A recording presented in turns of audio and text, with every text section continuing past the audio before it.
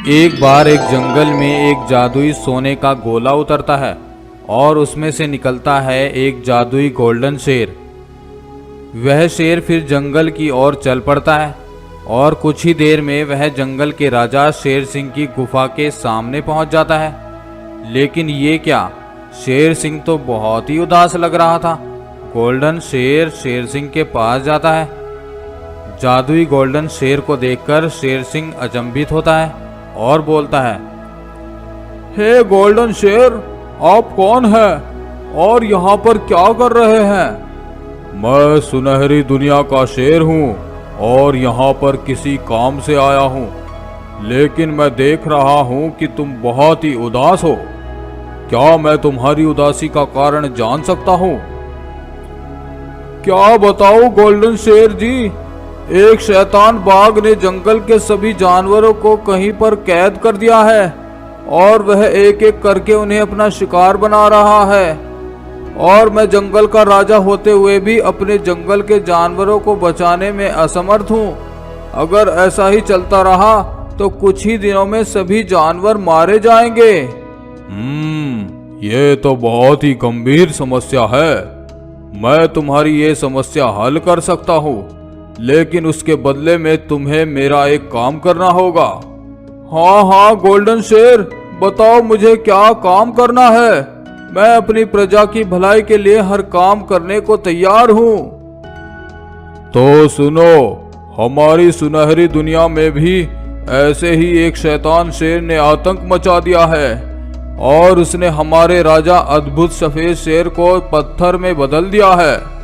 हमें अपने राजा को बचाने के लिए तुम्हारी सहायता चाहिए। लेकिन मैं आपकी क्या सहायता कर सकता हूँ? मैं तो अपने ही जंगल के जानवरों की रक्षा नहीं कर पा रहा हूँ। आप तो जादुई गोल्डन शेर हैं, आप सब मिलकर अपने राजा को नहीं बचा सकते। वह शैतान शेर बहुत ज्यादा ताकतवर है, उसे केवल हमारे महाराज ही मार सकते हैं। इसलिए मैं तुम्हारी मदद लेने के लिए यहाँ पर आया हूँ।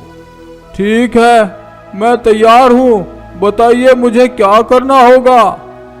तुम्हारे जंगल में एक खुफिया गुफा है, उस गुफा में एक जादुई मणि है। मुझे तुम वह मणि ला दो। उस मणि की शक्तियों से ही हमारे महाराज को पत्थर से नॉर्मल किया जा सकता है। लेकिन वह मणि तो आप भी वहां से ला सकते हैं।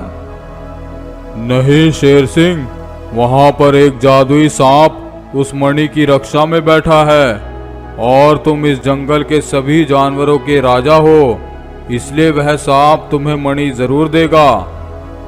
ठीक है, मैं अभी वह मणि लेकर आता हूँ। ऐसा कहकर शेर सिंह मणि लेने के लिए निकल जाता है। गुफा में पहुंचकर वह देखता है कि एक बड़ा जादुई सांप उस मणि की रक्षा कर रहा है। शेर सिंह जादुई सांप से बोलता है, हे जादुई सांप, मैं वह मणि लेने के लिए यहाँ आया हूँ। यह मणि ऐसे ही किसी को नहीं मिल सकती है। इस जादुई मणि को ले जाने का उद्देश्य बताओ। हे जादुई सांप, मैं इस जंगल का राजा हूँ और सुनहरी दुनिया के महाराज मुसीबत में है और वह पत्थर के बन गए हैं। इस मणि की ताकत से ही वह वापस अपने असली रूप में आ सकते हैं, इसलिए ये मणि मुझे चाहिए। ठीक है महाराज, मैं आपकी वजह से ये मणि आपको दे रहा हूँ, लेकिन काम पूरा होने के बाद ये मणि वापस यहीं पर आ जानी चाहिए। मैं वचन देता हूँ कि काम पूरा होने के बाद मणि वापस ले आऊंगा। फिर वह सांप शेर सिंह को मणि ले जाने की इजाजत दे देता है। शेर सिंह मणि को लेकर गोल्डन शेर के पास जाता है।